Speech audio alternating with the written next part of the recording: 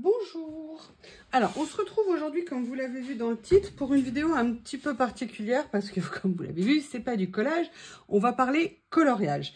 Je vous l'ai dit maintes et maintes fois, moi je viens du coloriage qui est ma passion depuis 9 ans, presque 10 ans maintenant, et que j'ai pratiqué de façon acharnée, quasiment tous les jours, voire tous les jours même un petit peu. C'était mon moment de lâcher prise pendant très longtemps. J'en fais encore. Comme vous le savez, je participe cette année parce que j'ai été invitée au Coloraton. Le prochain live d'ailleurs me concernant sera lundi soir de 19 h à 21 h. Donc n'hésitez pas à venir nous rejoindre. Il faut que je mette une petite annonce entre guillemets sur ma page. Ça serait sympa que vous soyez nombreux.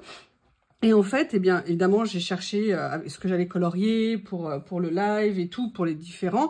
Je vous montrerai, mais ça intéressera les personnes qui feront du collage. Vous verrez, entre autres. Et en même temps, bah, j'ai eu des retours, en fait, des questions qu'on m'a posées sur le matériel de coloriage. Et là, je me suis dit qu'il serait peut-être bien de faire une petite vidéo sur le matériel de coloriage pour commencer. Quand vous voulez commencer, qu'est-ce qu'il est, entre guillemets, indispensable d'avoir? On va être clair, quand on fait du colo, c'est exactement quand on fait du scrap ou du collage ou toutes ces activités. Au début, on dit oui, je vais pas en acheter beaucoup. Et si en fait on tombe dedans, on tombe vraiment dedans dans la marmite. Complètement. On devient addict parce que le coloriage pour adultes, ça n'est pas que des crayons de couleur, c'est aussi plein de matériel autour que vous pouvez utiliser de plein de façons différentes. C'est aussi des illustrateurs qu'on va découvrir, des techniques qu'on va découvrir, apprendre, certaines qu'on va essayer, qu'on va pas aimer, d'autres qu'on va adorer. Donc c'est très vaste en fait le champ. Mais là j'ai quand même essayé de vous faire une petite sélection de vraiment ce qu'il faut pour commencer. Après, je pourrais vous faire des choses un peu plus spécifiques peut-être concernant notamment les crayons de couleur ou même des livres de coloriage si vous voulez, pour vous montrer un petit peu différentes choses. Mais je vais vous faire un petit panachage aujourd'hui et je vous propose d'attaquer tout de suite, trêve de blabla. Alors, au niveau le matériel de base, évidemment, ça peut être le crayon de couleur, mais ça peut être aussi le feutre à alcool, le feutre acrylique, ça peut être aussi le feutre aquarellable, ça peut être les crayons aquarellables, ça peut être l'aquarelle. Vous voyez que le coloriage, c'est beaucoup de choses. Moi, là, aujourd'hui, je vais me concentrer sur les crayons de couleur. J'ai des boîtes de feutre acrylique, j'ai oublié de les descendre. Peut-être que je ferai une coupure dans la vidéo pour aller les chercher, en sachant que moi, question feutre, je ne suis pas du tout douée. Acrylique, je vais commencer à m'y mettre plus parce que j'en ai quand même pas mal. J'ai une boîte de 72, j'ai une autre boîte aussi de 24 et ils sont très bons en décoration sur une étagère. Pour l'instant, je ne les ai pas utilisés. Au niveau des crayons, il y a deux écoles. Les crayons à la cire, les crayons à l'huile. Moi, je ne suis ni team huile, ni team cire. Moi, je suis crayon avec lequel je suis bien. Alors, ce que je vous dirais de façon simple, c'est que vous avez des crayons qui sont plus secs et des crayons qui sont plus gras ou plus soyeux, plus texturés, enfin plus... J'avais un autre mot à l'époque, c'était pas gras, c'était... Ah, il m'a échappé, excusez-moi. Donc voilà, vous avez ou des crayons secs ou des crayons plus gras. Je dirais que pour commencer, il faut quand même s'orienter sur des crayons plus gras. Ça va vous faciliter l'apprentissage.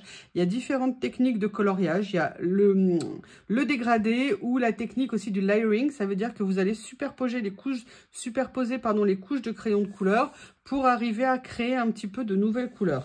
Moi, je vous ai fait une sélection là de 3 gammes de crayons de couleur accessibles. Parce que les crayons, ça va de 10 € la boîte à 300-400 € la boîte de crayons. Vraiment, dans un premier temps, avant de vous engager sur des dépenses importantes, voyez vraiment si vous aimez le coloriage. Et si vous aimez le coloriage, il sera toujours temps d'investir à un moment dans des marques de couleurs, des marques de crayons de couleur beaucoup plus chères. Donc là, je vous ai fait ma marque chouchou, vraiment, parce que c'est une marque exceptionnelle, et des marques d'entrée de gamme qui sont très intéressantes. La première que je vais vous montrer, ce sont les Brutfunner 180. Alors, pourquoi je vous ai sorti la boîte? La boîte, vous la connaissez, hein, c'est toujours la boîte que j'utilise pour mes papiers. D'ailleurs, à l'intérieur, il n'y a plus que des papiers. Mais j'avais gardé l'emballage. Si un jour, je voulais revendre les crayons, par exemple, pour pouvoir les revendre avec la boîte d'origine. Pourquoi les Brutfuners? Alors, je vais vous les montrer. Moi, tout est rangé en trousses. Alors, il faut savoir que les crayons, vous pouvez effectivement les laisser dans les boîtes ou vous pouvez les ranger en trousses. Pourquoi je vous propose les Brutfuners? Tout simplement parce que il y a 180 couleurs. 180 couleurs, ça vous donne beaucoup de nuances. Donc, c'est très intéressant. Vous voyez, je vais vous les montrer. Je ne sais pas si vous allez les voir. Ah, vous allez même voir une Lily. Regardez, bonjour. Vous voyez une moustache là. Je ne te dérange pas? Ça va? Là, elle est en train de se frotter au support. Bah voilà, vous avez vu où elle est passée. Hein. Donc, vous voyez, donc il y a des gammes. Alors, il y a certains sont retournés parce que je les étais en train de les utiliser dans un coloriage. Je pense que je ne les avais pas remis. Vous avez une gamme de couleurs qui est très étendue, ce qui vous permet vraiment pour démarrer. Et certains, vous voyez, sont même carrément déplacés parce que moi, j'ai des trousses temporaires que j'utilise quand je fais des créations. Ça me permet comme ça de, même si j'arrête très longtemps un coloriage, de toujours retrouver ce qu'on appelle mon combo couleur. Et qu'est-ce que c'est qu'un combo couleur? Parce que moi, au début, quand j'ai commencé, j'ai dit, mais c'est quoi ce mot? Parce que pour moi, un combo, c'était un appartement aux États-Unis. D'accord? Si possible, au dernier étage, avec une très belle vue, une terrasse, c'est à plus de 3 millions ou 4 ou 5 millions de dollars. Non, un combo, en fait, c'est un mélange, une combinaison de couleurs, dit combo. Donc là, vous voyez, vous avez là, après j'ai une autre marque ici, ce sont des Derwent. Pourquoi je vous présente cette gamme-là? 180 couleurs, des crayons plutôt gras. Ce qui est important aussi de s'intéresser au niveau des couleurs, c'est la pigmentation. C'est-à-dire qu'en fonction des gammes de prix, vous allez avoir des crayons, alors certains même très chers qui sont plutôt secs, mais après vous avez la question de la pigmentation. Et pour que vous ayez une bonne couvrance au niveau de vos coloriages, il faut quand même que vous ayez une bonne pigmentation des crayons. Et pour le prix, je trouve que les Brutfuners sont des crayons vraiment intéressants. Pourquoi le prix? Parce que actuellement vous les avez sur, comment on appelle ça? Vous les avez sur Amazon à 39 € à peu près, 40 € la boîte des 180, en sachant que si vous fouillez bien, vous pourrez les trouver sur d'autres sites comme Shein, comme Temu, comme AliExpress, peut-être moins cher. Par contre, au niveau des Brutfuners, je vous remonte la boîte d'origine avec Lily qui est collée à moi. Attention, dans les Brutfuners, vous avez plusieurs catégories de Brutfuners. Vous avez jusqu'à 520 couleurs de Brutfuners. Sincèrement, je les ai eues.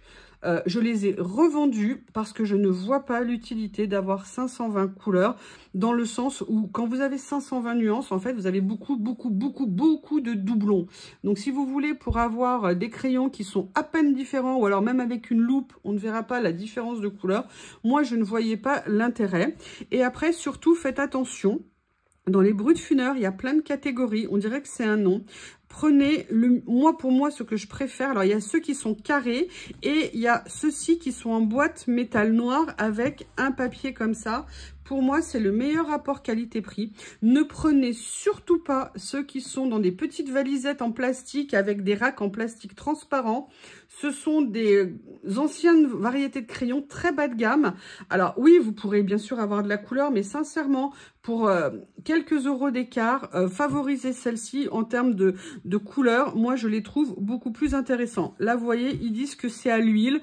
Sincèrement, c'est plutôt un mélange de cire et d'huile au niveau des composants. C'est rarement... parce que oily, ça fait plus vendeur. Mais en fait, c'est surtout des crayons souvent qui sont à la cire ou un mélange des deux. Donc vraiment, moi, je vous conseille les Brutfuners, les 180. Je vous remontre l'apparence des crayons. Pardon Lily, excusez-moi de vous déranger. Ils se présentent comme ceci. Vous voyez, et franchement, en termes de qualité, moi, je trouve chez les Brutfuners que ce sont les meilleurs. Et il paraît que les carrés sont très bien aussi, mais là, ne les ayant pas testés, je ne peux pas vous les conseiller. Les deuxièmes que je vais vous conseiller, c'est une série de 100 couleurs. Couleurs que j'aime beaucoup, c'est la série de Black Edition de chez Faber-Castell. Voilà, qui se présente comme ça. Ah, bah, j'ai une mine de cassé, ça tombe bien. Hop, voilà. Faber-Castell, ils sont triangulaires. Alors, moi, j'ai les numérotés. C'est ceux qui ont été faits au Brésil. Bon, bah, c'est une qualité Faber-Castell. Alors, c'est pas du polychromos, c'est pas la meilleure qualité, mais ce sont des très bons couleurs, des très bons crayons qui ont notamment quand même une bonne pigmentation, qui se travaillent assez bien et qui ont un nuancier qui est vraiment intéressant. Je vous expliquerai après pourquoi le nuancier. Au niveau du prix, je ne sais plus. Alors, deux choses sur les Faber-Castell, les Black Edition. Ils existent en plein de versions en boîte. Hein. 12, 36, 48, 50 pardon, et 100. Moi, là, j'ai la version de la boîte de 100. Moi, je vous conseillerais d'acheter quand même la boîte de 100. Je pense qu'on doit être pareil autour de 30-40 € la boîte. Ça fait un moment que j'ai pas regardé le prix. J'aurais dû regarder avant la vidéo. C'est pas bien. Mais vraiment, c'est un bon rapport qualité-prix. Ça peut être un premier achat intéressant en termes de crayons. D'un autre côté, vous avez les Brutfuner avec beaucoup plus de nuances. Et là, vous avez la qualité Faber-Castell. Et en même temps, des couleurs qui sont intéressantes. Et maintenant arrivent mes chouchous d'amour. Voilà, qui est toute tachée. Elle a vécu le déménagement. Elle a vécu plein de choses. Je pense que Lily a dû passer sur la boîte aussi. Je ne sais pas. Voilà. Ce sont, alors oui, c'est pas évident à lire le nom, ce sont les Collines. Alors, pourquoi les Collines? Les Collines, historiquement, ce sont des crayons japonais, pardon, qui ont été rachetés par une société thaïlandaise. Et maintenant, ce sont des crayons thaïlandais. Ce sont, pourquoi il m'en manque un? Ah, j'ai dû le récupérer, je pense. Je ne sais pas. Ce sont des crayons exceptionnels. Mais vraiment, en termes de texture, en termes de nuances, ils ont des couleurs qui sont vraiment exceptionnelles. Ils ne sont pas défaits. Oui, j'ai une boîte d'avance. C'est pas qu'ils sont neufs, c'est qu'en fait, je les aime. Ah non, il m'en manque pas un. C'est que je les aime tellement, ces crayons, que moi, j'ai un set d'avance. Parce que je me disais, mais en cas de guerre, comment je vais faire? Comment je vais faire si je n'ai plus de Collines? Alors, ces crayons sont exceptionnels, comme je vous disais. Excusez-moi, j'essaye de vous sortir les racks. Mais comme je ne les ai pas détachés et que les racks de Collines sont saucissonnés avec du scotch, comme c'est pas permis, je vais vous en détacher un ou deux pour vous montrer. Voilà. Là, vous avez un deuxième niveau. Vous avez notamment tous ces bleus verts, ces gris verts, ces couleurs ici qui sont vraiment... Ça va, Lily? Je ne te dérange pas? Ok, vous avez Lily qui est pile sous le support du téléphone et qui fait une ombre. Ma chérie, c'est pas que tu gênes, mais en fait, si, quand même. Hein, Lily? Oui. Bon, bref. On va continuer. Donc, vraiment, des crayons exceptionnels que j'aime plus que tout. Alors, les Collines, ce sont des crayons qu'on ne trouve pas en France. On les trouve exclusivement sur... Actuellement, moi, je les avais achetés à l'époque. Alors, il y a encore un rack, hein, parce qu'il y en a 4. Il y a 120 couleurs. Et notamment, ils ont des prunes, des aubergines qui sont absolument magnifiques comme couleurs. Et ce sont des crayons qu'on trouve maintenant. Alors moi je les avais achetés sur une personne qui avait un groupe Facebook qui était en Malaisie et qui les vendait partout dans le monde. C'est vraiment super intéressant. Et maintenant je crois qu'elle n'en vend plus.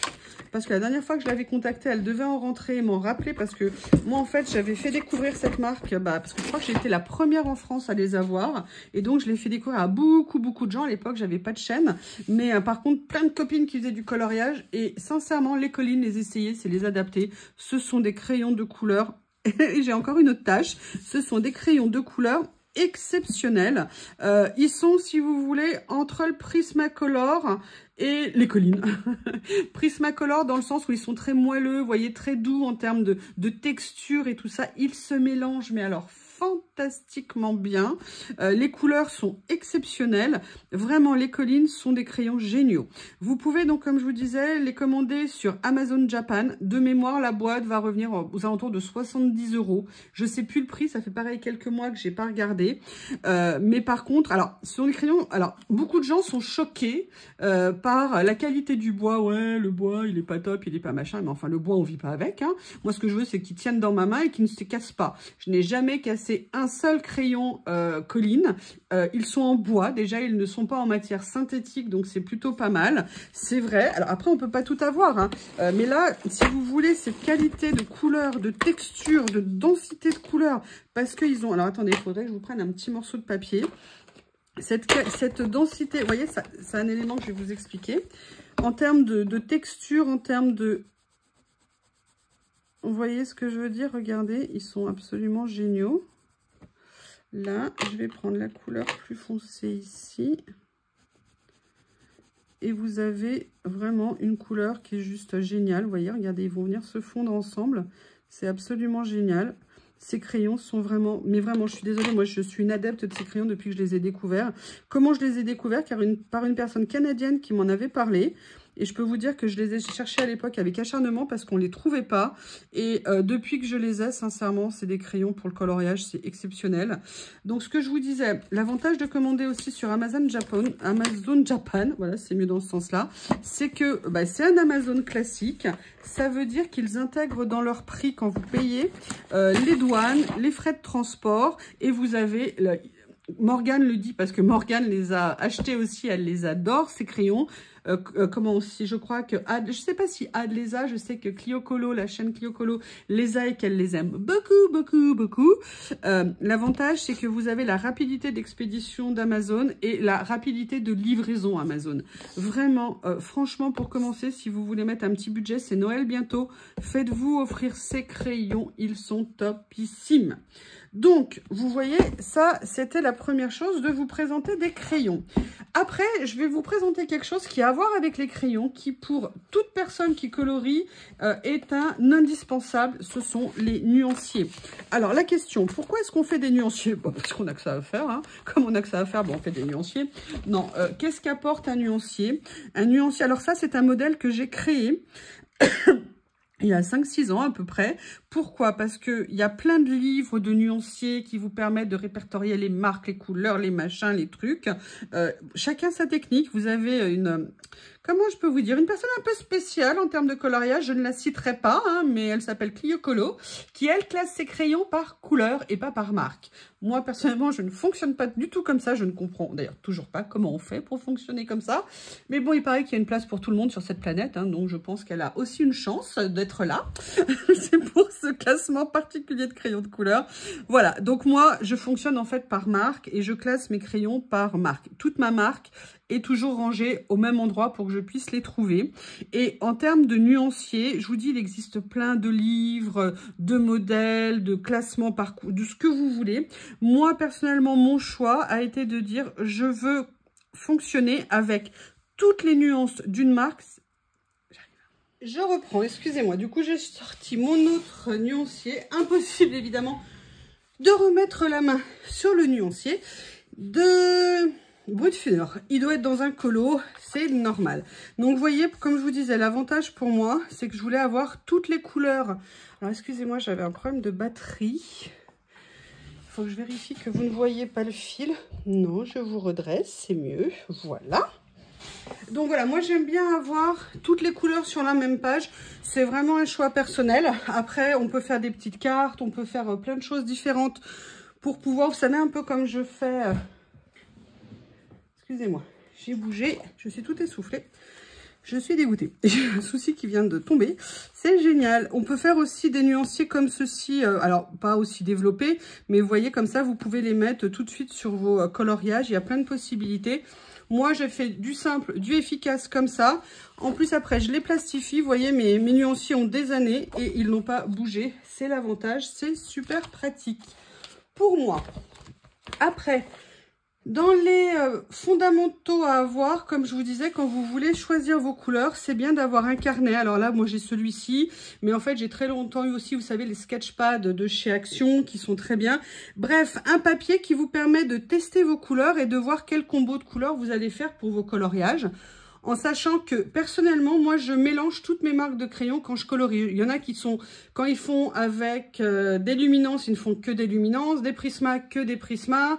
Moi, non. Personnellement, ce que je cherche, c'est des couleurs. Et donc, je peux mélanger plein de crayons différents. En plus, il y a des marques qui se mélangent particulièrement bien. Donc, moi, je trouve ça super intéressant de travailler en mélangeant ces couleurs. Donc, la première chose, vous voyez, ayez un support, un papier, un carnet, comme vous voulez pour faire vos combos. Après, vous pouvez vous créer, moi, je m'étais créé ça à l'époque, des mélanges de couleurs pour voir comment les associer.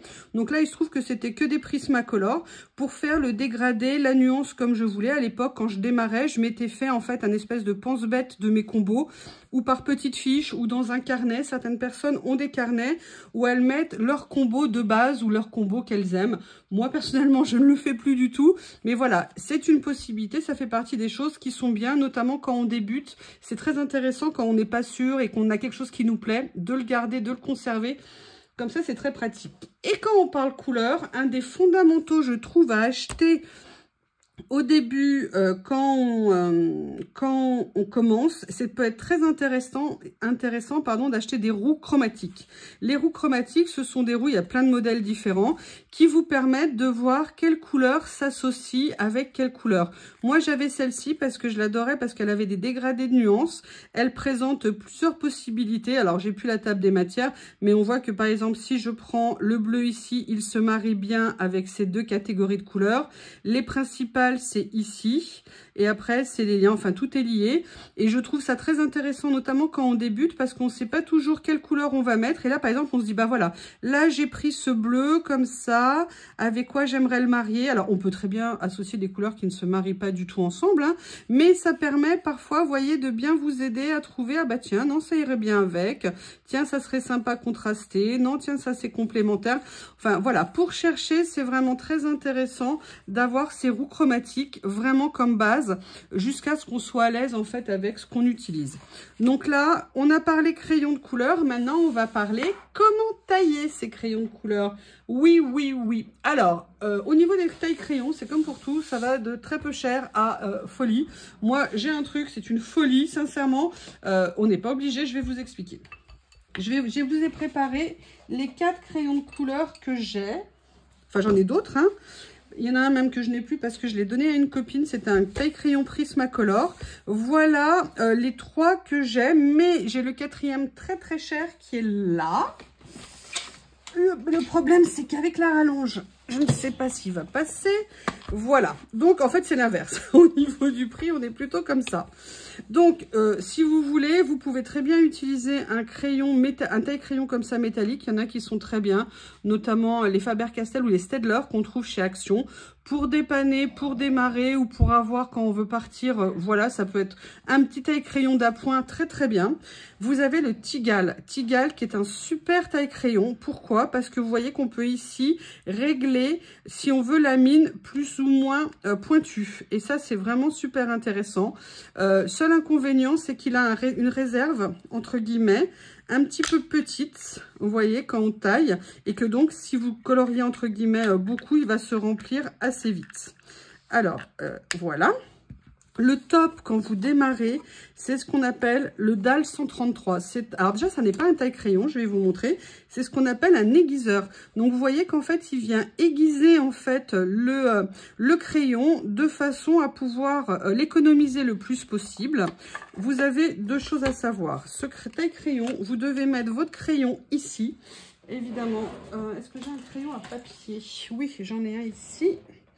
Voilà, oh, mais celui-là, non, ça va. Non, il avait de la colle au bout, c'est pas une bonne idée. Pas une bonne idée, pas une bonne idée. Normalement, j'en avais un deuxième sous la main. Il est où? Bon, je vais le, hop, tailler avec ça. Pour enlever l'épaisseur. Voilà. Et après, je vais vous montrer. Donc, le dalle, c'est pas difficile. Vous rentrez ici. Et après, vous venez tailler votre crayon aiguisé. Et quand il est fini, vous voyez, la mine s'est affinée en fonction de ce que vous voulez. Alors moi, je vais peut-être le mettre déjà dans le bon sens. Ça fait un moment, en fait, je ne l'utilise plus du tout. Maintenant, j'utilise le... Parce que moi, il avait vraiment vieilli. Mais bon, c'est un très, très bon taille-crayon. Moi, il a beaucoup, beaucoup servi pendant des années. Par contre, il faut savoir 2 choses. Vous voyez, vous avez la molette en métal ici qui vous permet de régler. Si vous avez, je vous le montre parce que très peu de gens le savent. J'ai dépanné au début, personne ne le savait. J'avais dépanné des personnes pour leur montrer. Là, c'est facile, c'est le truc basique, c'est pour si vous voulez une mine pointue ou une mine arrondie. Donc là, vous réglez la molette ici. Mais vous avez une deuxième chose à faire et vous allez voir, c'est pour nettoyer. Vous voyez, par exemple, le mien, là, il est sale. Vous pouvez sortir tout le mécanisme. Et quand notamment, ce qui est très rare dans cet aiguiseur, vous avez une mine qui est coincée, il suffit de sortir le mécanisme, vous le faites tourner et vous pourrez tout à fait débloquer votre mine qui va être coincée généralement par ici. C'est très simple à faire, mais il faut le savoir. Et j'avoue que le mode d'emploi n'est pas super bien fait. Ou alors déjà, il faut le lire, hein, on est tous pareils. Et après, voilà, il faut le savoir. Et après, vous avez les fous furieux comme moi qui ont un taille-crayon électrique. Voilà, ça taille très bien. Vous pouvez régler pareil le diamètre du crayon. Vous pouvez de la même façon régler pointu ou moins pointu. Sincèrement, moi c'est un caprice que j'ai fait. Je me le suis offert à Noël il y a, je sais pas, 3 ans, 4 ans à peu près. À Noël, n'importe quoi, à mon anniversaire. Il était moins cher qu'il est maintenant. Sincèrement, pour démarrer, prenez un Tigal ou prenez un DAL 133.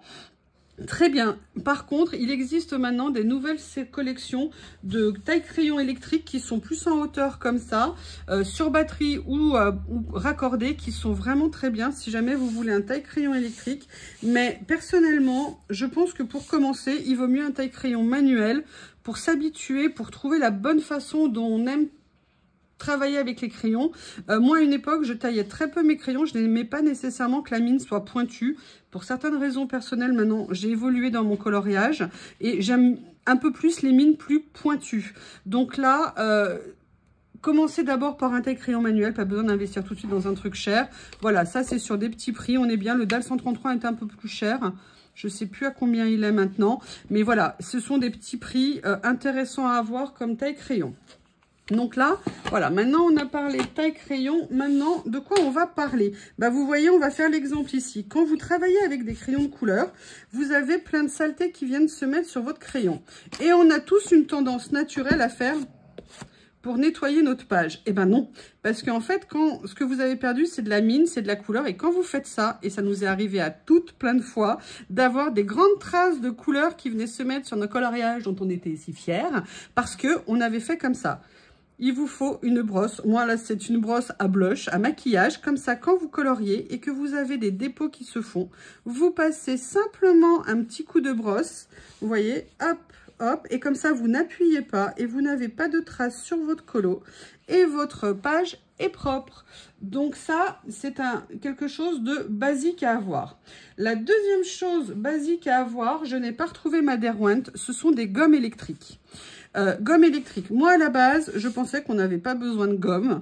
Alors, on a quand même besoin de gomme des fois parce qu'on n'est pas content, on veut atténuer ce qu'on a fait, on veut l'enlever, on veut l'effacer. En termes de gomme, moi, celles que je préfère en manuel, ce sont les gommes de chez Faber-Castell que je trouve être les meilleures. Mais sinon, je pensais que les gommes électriques étaient des gadgets et en fait, ce ne sont pas du tout des gadgets. C'est super pratique. Alors, moi, j'ai une nouvelle génération là comment on appelle ça, de gomme électrique. En fait, les gommes électriques, alors je vais sortir, je vais vous montrer. Voilà, alors ça, ce sont les recharges. Évidemment, je n'ai plus les petites ici. Parce que bon, moi, mon coin colo, il n'est pas nécessairement ici. Bah d'ailleurs, ça va me permettre de vous montrer ça en même temps, vous montrer ça. En fait, maintenant, vous avez des tailles, vous voyez, différentes au niveau des gommes. Et maintenant, vous avez des gommes qui sont beaucoup plus fines qu'on peut venir mettre. Donc là, j'ai la recharge, enfin, j'ai le porte gomme fine. Mais évidemment, je n'ai pas la gomme, hein, c'est pas prêt, c'est dommage. Et en fait, maintenant, vous pouvez avoir des gommes beaucoup plus fines pour aller dans les recoins. Ça peut être très pratique. Franchement, les gommes électriques, c'est un très bon achat. Si vous ne voulez pas, alors vous pouvez les acheter vraiment sur Temu, sur tout ça. Moi, j'avais aussi une Derwent parce qu'à l'époque, bah, ça n'existait pas en... Oups, ça n'existait pas entre guillemets en sous-marque asiatique. En tout cas, moi, je les avais pas trouvées à l'époque. Et puis aussi parce que ma Derwent, je l'avais payée carrément pas cher. Je l'avais trouvée en solde, donc je m'étais pris une Derwent. Et puis un jour, j'avais beau changer les piles, je sais pas si c'est les piles qui étaient mortes ou machin. Ça marchait plus et j'avais trouvé celle-ci parce que notamment celle-ci, elle avait la gomme fine et ça m'intéressait parce que si vous voulez une gomme ultra fine, vous avez aussi ces gommes-là. C'est les gommes de chez Tombow, c'est une marque de coloriage de feutre, de plein de choses et en gomme, ils sont vraiment géniaux. Vous voyez que ce sont des gommes ultra fines et après, j'avais même les recharges comme ça de petites gommes. Oui, oui, je suis allée à fond. Donc, ce que je vous dis, gomme, oui, c'est important. Gomme électrique, maintenant, les gommes électriques comme ça ne sont vraiment pas chères. Vous pouvez acheter plein de recharges, ça coûte très peu cher et c'est vraiment super, super pratique. Alors, hop, regardez.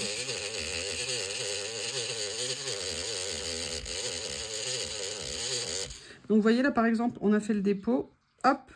je vais l'enlever comme ça. Donc là, après, ça dépend aussi du papier, mais vous voyez, en termes d'atténuation, franchement, c'est très, très bien. Je peux encore enlever. Faites attention juste au niveau de votre papier, mais vous voyez qu'on peut enlever. Il y a une partie où j'ai vraiment enlevé une grosse partie de mon crayon. Donc, gomme électrique, ça fait partie, je dirais, des basiques quand vous commencez, qui sont vraiment intéressants. La chose que je voulais voir avec vous après, c'est le coloriage. Alors, je vais vous présenter 2-3 livres de coloriage, mais il y a vraiment une infinité de styles, de machin. Mais il faut comprendre que le coloriage, c'est quoi?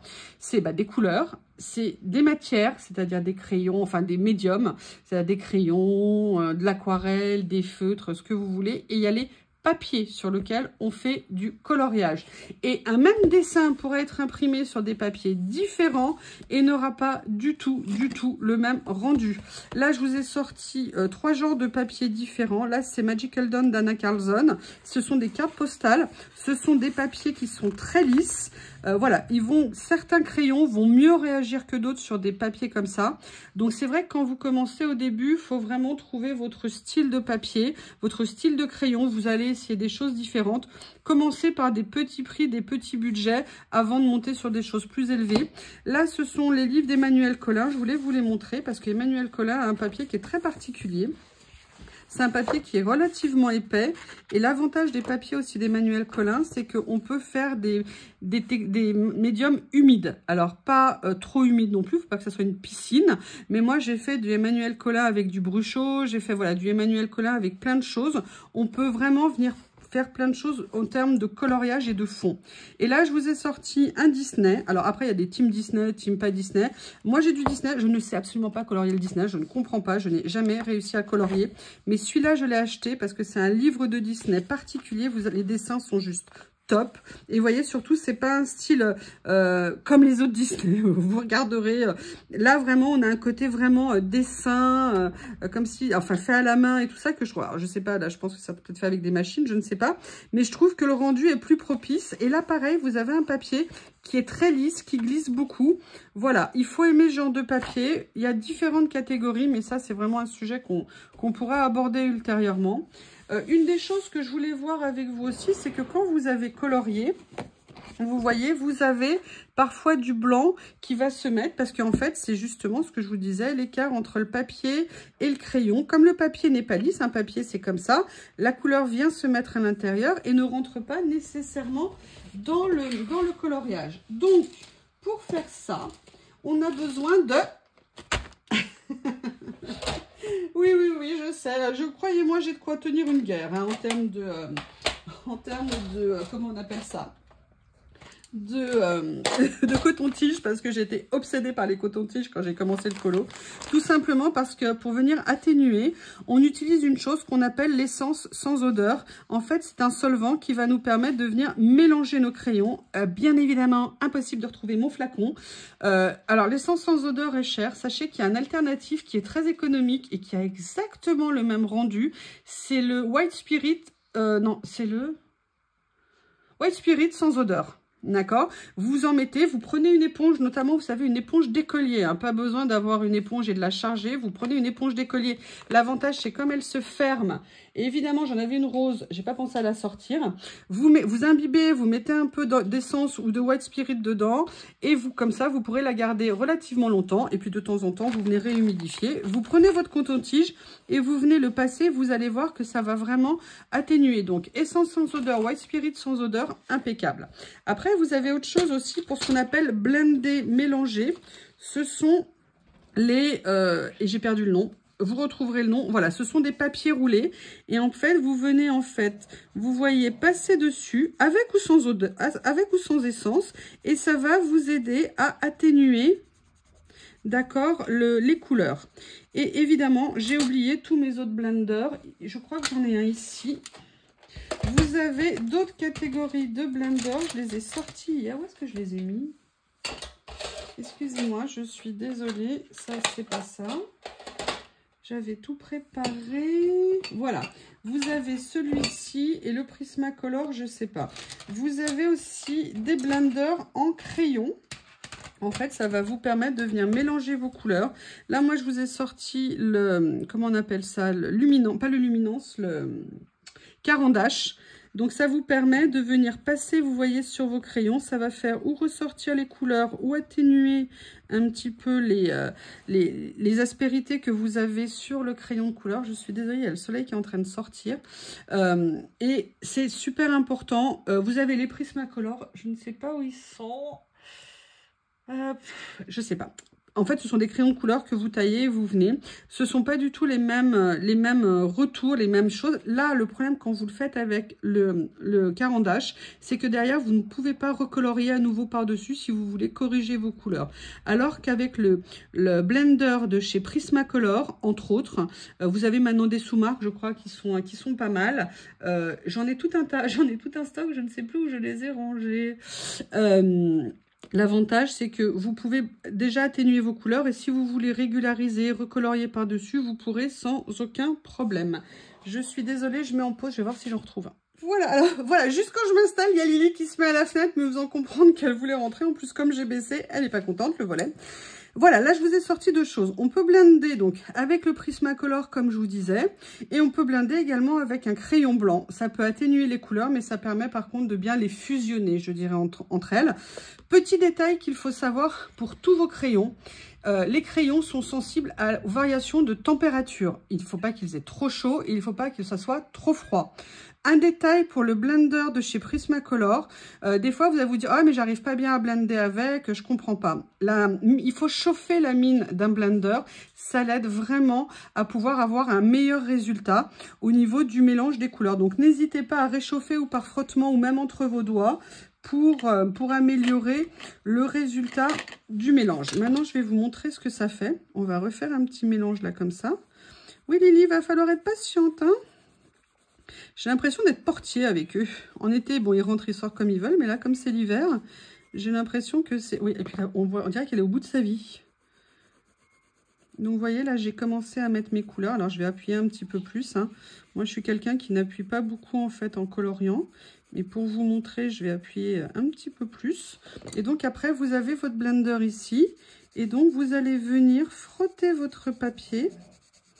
D'accord, et vous voyez qu'on voit ça comment, vous voyez le mélange des couleurs, comment ça se fait. Alors ça vous permet aussi parfois d'assurer de plus jolies transitions de couleurs, mais ça vous permet aussi de venir combler les aspérités qu'il y a au milieu et donc d'avoir moins l'effet, vous savez, troublant quand vous faites votre coloriage. Après, c'est une question de goût. Moi, je blinde de moins en moins. Ça ne me dérange plus maintenant. C'est vrai qu'au début, j'aimais pas ça. J'avais l'impression de mal colorier. Et donc, c'est vrai que je n'utilisais au début pas mal de blender. Maintenant, beaucoup moins. Vous pouvez faire, je vais vous montrer la même chose. Là, je vais le faire juste avec une seule couleur. Vous pouvez faire la même chose avec un crayon blanc. Alors là, c'est pas les mêmes marques, mais vous voyez. Donc là, ça vient beaucoup atténuer les couleurs et ça fait pareil un effet un petit peu fondu.